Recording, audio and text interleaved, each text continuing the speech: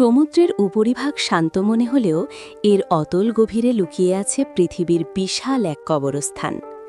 ডাঙার রহস্য মানুষ কোনো না কোনোভাবে বের করে ফেলে, কিন্তু সমুদ্র আজও রহস্যে ঘেরা। বলা হয় লাখ লাখ জাহাজ এই ঢেউয়ের নিচে চিরতরে হারিয়ে গেছে, কোনোটি ঝড়ে, কোনোটি যুদ্ধে। তবে সবচেয়ে ভয়ঙ্কর হলো সেই জাহাজগুলো যেগুলো উধাও হওয়ার বহু বছর পর আবার ফিরে এসেছে, কিন্তু তাতে একটান মানুষেরও চিহ্ন ছিল না। ভাবুন তো, জাহাজের সব কিছু ঠিকঠাক আছে, টেবিলে খাবার সাজানো, আলমারিতে কাপড়, অথচ পুরো ক্রু মেম্বাররা এমনভাবে গায়েব যেন তাদের কোনো অস্তিত্বই ছিল না। আজ আমি আপনাদের এমন ৮টি রহস্যময় জাহাজের গল্প শোনাব, যা শোনার পর আপনি হয়তো ক্রুজ শিপে যাওয়ার আগে দুবার ভাববেন। তো ভিডিওটি শুরু করার আগে আপনি আমাদের ফ্যাক্ট ডায়েরি চ্যানেলে নতুন হলে অবশ্যই সাবস্ক্রাইব করুন। এখন মূল গল্পে আসা যাক। ১. Mary Celeste. ১৯৭২ সালের শীতকালে আটলান্টিক মহাসাগরে এই জাহাজটি পাওয়া যায়। জাহাজটি একদম অক্ষত ছিল, কোনো লড়াই বা ঝড়ের চিহ্ন ছিল না। ভেতরে খাবার, দাবার, জামাকাপড় সব সাজানো ছিল, কিন্তু ক্যাপ্টেন, তার স্ত্রী, সন্তান এবং নাবিকরা সবাই যেন হাওয়ায় মিলিয়ে গিয়েছিল। কেউ বলে জলদস্যুদের হামলা, কেউ বলে অ্যালকোহল কার্গো বিস্ফোরণের ভয়, আবার কেউ কেউ তো এলিয়েন বা অতিলৌকিক কিছুর কথা বিশ্বাস করে। ঠিক যেন ঘরবাড়ি সব ঠিক আছে, কিন্তু মানুষগুলো নেই। ভয়ঙ্কর না? ২. SS orang Madan. এটি একটি মৃত্যুপুরী। ১৯৪৭ সালে ইন্দোনেশিয়ার কাছে এক অদ্ভুত সংকেত পাওয়া যায়, সব ক্রু মারা গেছে, আমিও মরছি। উদ্ধারকারী দল গিয়ে যা দেখল তাতে তাদের রক্ত হিম হয়ে যাওয়ার দশা। জাহাজের প্রতিটি নাবিকের লাশ পড়ে আছে, চোখগুলো বড় বড় এবং মুখে চরম আতঙ্কের ছাপ। হঠাৎ করেই জাহাজটিতে আগুন ধরে যায় এবং সেটি ডুবে যায়, ফলে সব প্রমাণও পানির নিচে চলে যায়। অনেকে একে রাসায়নিক বিস্ফোরণ বা অলৌকিক ঘটনা মনে করেন। ৩. এইচএমএস এরেবাস এবং এইচএমএস টেরর। ১৯৪৫ সালে ব্রিটিশ নৌবাহিনীর এই দুটি জাহাজ আর্কটিক জয়ের নেশায় বের হয়েছিল, কিন্তু হঠাৎ উধাও হয়ে যায়। বহু বছর পর জানা যায় নাবিকরা ক্ষুধা ও প্রচণ্ড ঠান্ডায় মারা গিয়েছিল, এমনকি বেঁচে থাকার জন্য তারা একে অপরের মাংস খেতেও বাধ্য হয়েছিল।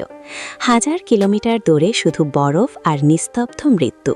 এরকম জায়গায় ইনস্টা রিলস হয়তো পাবেন, কিন্তু ফেরার টিকিট পাওয়া মুশকিল। ৪.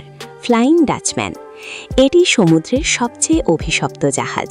বলা হয় এই জাহাজটি অনন্তকাল ধরে ঢেউয়ের উপর ঘুরে বেড়াচ্ছে এবং কেউ একে দেখলে তার মৃত্যু অনিবার্য। নাবিকরা দাবি করেন ঝড়ের মধ্যে কুয়াশা থেকে অদ্ভুত আলো সহ এই জাহাজটি বের হতে দেখা যায়। বিজ্ঞানীরা একে চোখের ভুল বা অপটিক্যাল ইলুশন বললেও নাবিকদের কাছে এটি আজও এক আতঙ্কের নাম। মনে হয় এর নেভিগেটর বোধহয় গুগল ম্যাপ আপডেট করেনি, তাই আজও পথ খুঁজে পায়নি। ৫. ক্যারল এ ডিয়ারিং। বারমুডা ট্রায়াঙ্গেলের রহস্য। ১৯২১ সালে উত্তর ক্যারোলাইনায় এই জাহাজটি পাওয়া যায়। জাহাজে খাবার তৈরি ছিল, ব্যক্তিগত জিনিসপত্র সব জায়গায় ছিল, কিন্তু ক্যাপ্টেন সহ সবাই গায়েব। অনেকে মনে করেন এটি বারমুডা ট্রায়াঙ্গেলের কাজ, আবার কেউ বলেন নাবিকরা বিদ্রোহ করে পালিয়েছিল। আজব ব্যাপার হলো জাহাজ চলছে অথচ তাতে কোনো মানুষ নেই। ৬. কাজ ২। ১৯০৭ সালে অস্ট্রেলিয়ার কাছে এই ছোট ইয়টটি পাওয়া যায়। এটি আধুনিক সব যন্ত্রপাতিতে সাজানো ছিল। কোস্টগার্ড যখন জাহাজে ওঠে দেখে ল্যাপটপ অন করা, টেবিলে খাবার রাখা, নেভিগেশন সিস্টেমও চালু, কিন্তু ৩ জন ক্রু মেম্বার উধাও। সিসিটিভি ফুটেজেও কিছু পাওয়া যায়নি। মাঝ সমুদ্রে ল্যাপটপ অন রেখে পালিয়ে যাওয়া কোনো হরর মুভির দৃশ্য ছাড়া আর কি হতে পারে। ৭. অক্টাভিয়াস, শতাব্দী ধরে নিখোঁজ। ১৯৭৫ সালে আলাস্কার কাছে এই জাহাজটি পাওয়া যায়। ভেতরে ঢুকে দেখা যায় পুরো ক্রু কঙ্কাল হয়ে গেছে, ঠান্ডায় যে যেখানে ছিল সেখানেই জমে বরফ হয়ে গেছে। সবচেয়ে অদ্ভুত বিষয় ছিল ক্যাপ্টেনের লাশ। তিনি তখনও টেবিলে বসে লগবুক লিখছিলেন। ভাবুন তো, ১৩ বছর বরফে আটকে থাকার পর জাহাজটি ঢেউয়ের তোড়ে বাইরে বেরিয়ে এসেছে। ক্যাপ্টেনের ডেডিকেশন দেখুন, মরার সময়ও ডায়েরি লেখা ছাড়েননি। ৮.